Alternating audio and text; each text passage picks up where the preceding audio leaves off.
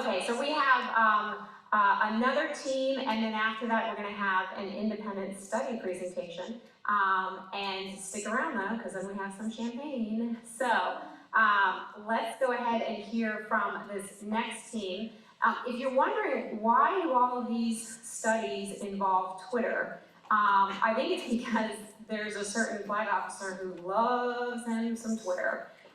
So that might be why everybody has taken to Twitter, but this one in particular will be really helpful for those of you who have sailors or Marines or people within your organization who are taking to the Twitter machine.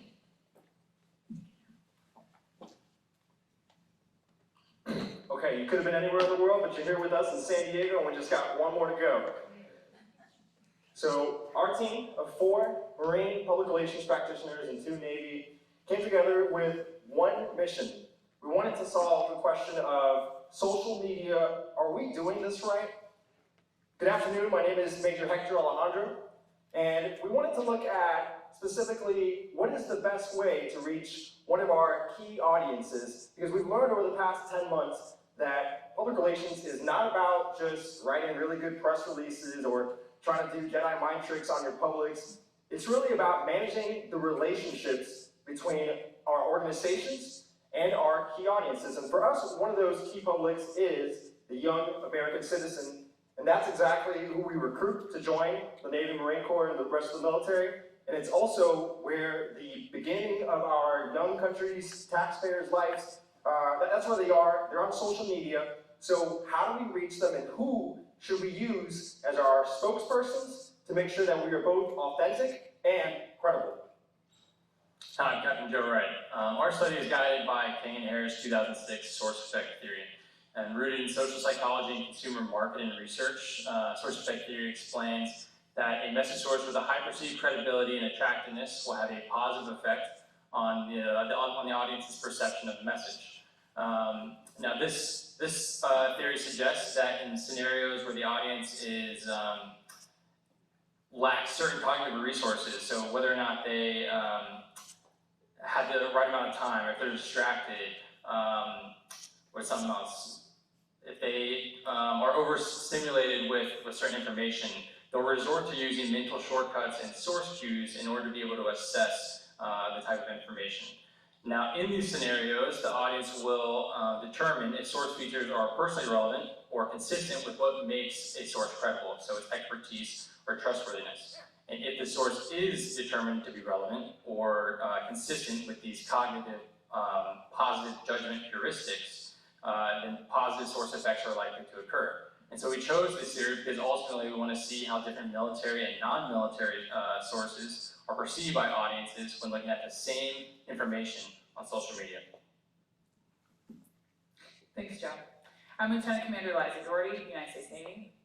And as we all know, PR professionals need credibility in order to do their jobs.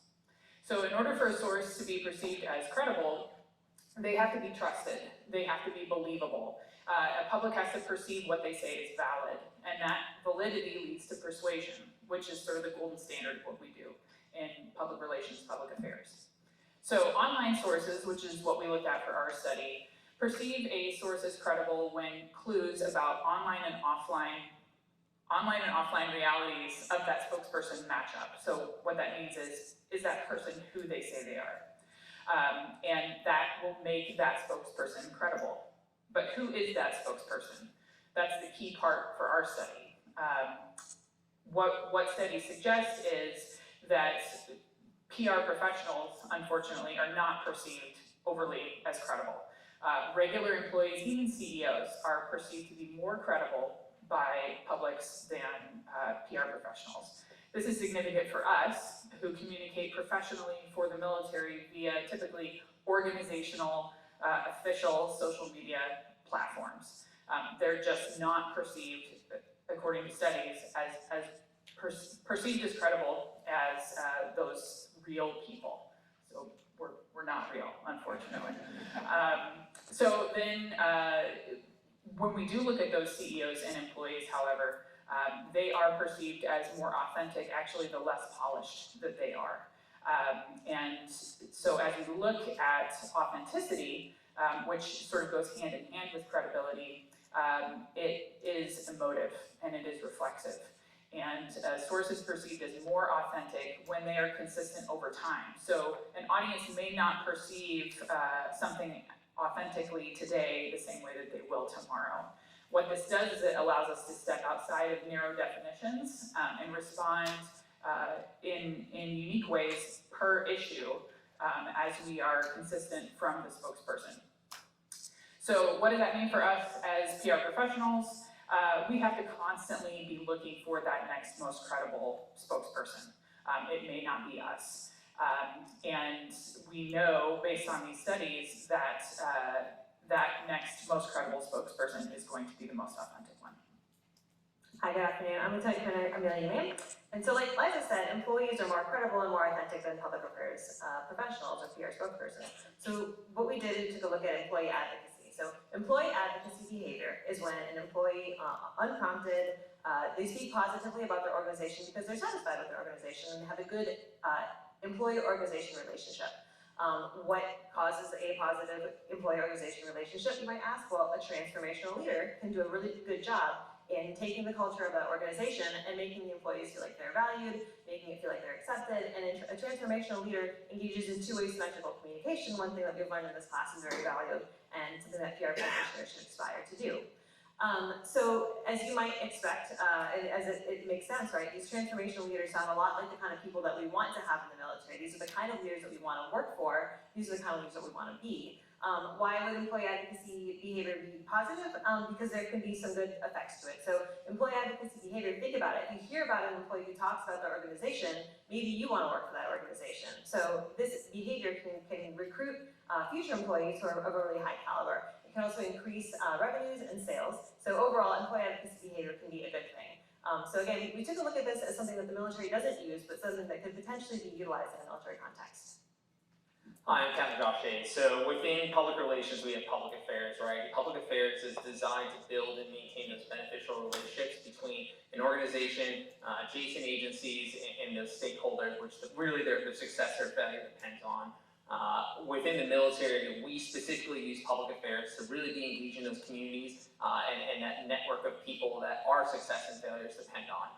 So the military really, the Navy and the Marine Corps rely heavily on social media as a primary tactic to engage those audiences.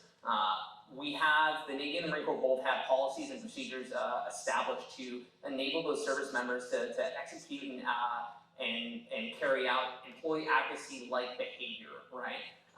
But we think that there's something missing there, and there might be a little bit of a disconnect. So taking a look at the Afghanistan evacuation, we took a look at 4 different Marine Corps organizations who were partaking in the operation, and through approximately 50 Twitter and Facebook posts, only one of them was ultimately attributed to an actual person. The rest were using organizational accounts to communicate. So really what we're looking at is our organizations are communicating through their mediums and not through their people. Taking a look across the DoD, the Navy is really the only organization that's using employee advocacy behavior with the At the Helm platform on Instagram, which enables junior service members and service members from all walks of life to tell their story through an official channel. Good afternoon, I'm Captain Colin Kennard. So our study sought to understand, for military operations, how does the source of the information affect our audience's perceived credibility and authenticity. And as Josh alluded to, we were inspired by the 2021 NEO of Kabul, Afghanistan, where you had a young Marine, a Marine corporal, who had some GoPro footage, that ended up garnering a lot of attention in traditional media and pretty much went viral on Twitter. So we conducted a classically designed online experiment. We gathered 2 samples. One was a student sample here at SDSU, another was a paid online sample from Lucid Theorem. We combined those 2 samples for data analysis. So the first part of our experiment was a pretest. We gathered some demographic information, who are these people that are in our experiment, and we also measured how their attitude towards the U.S. military and any involvement that they had with the U.S. military. So our stimuli was a constructed Twitter profile. Participants saw some source information, who's the author of these tweets. They saw a text post and a video. We pulled actually our own B-roll off of divots, the Marine Corps' B-roll off of divots from the NEO itself.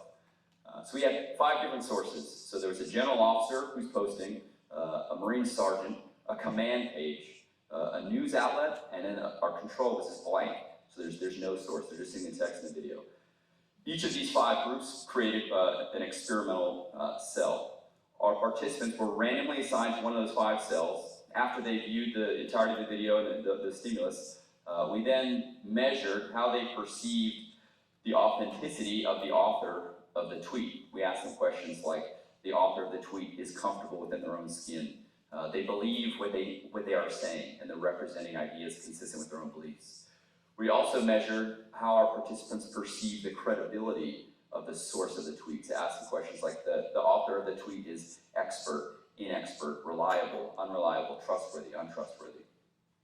For our results, we conducted an analysis of variance where we compared the means for each of these control group or each of these experimental cells, and we found that the general officer was the most credible source on Twitter.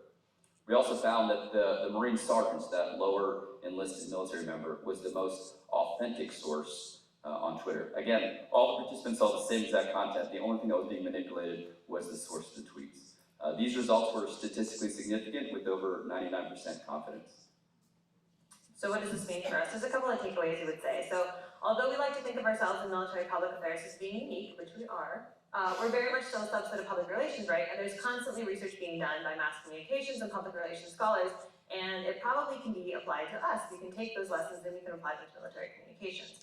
For our study specifically, we saw how different sources elicited different levels of credibility and authenticity, even when the material was exactly the same. So does that mean that we stopped doing the way we've been doing social media? Probably not, but we would offer that we have perhaps 2 suggestions that we would give.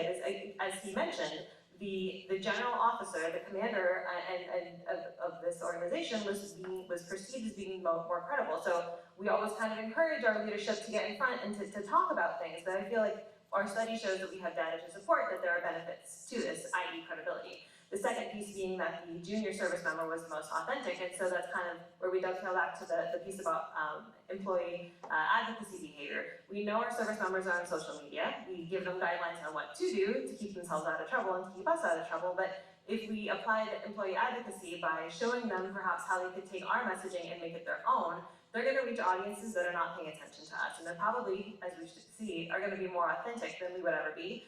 So, these are just kind of food for thought. How can we responsibly empower our service members to help carry our message in a way that a lot of them probably want to do? So with that, we will conclude our presentation and take your questions.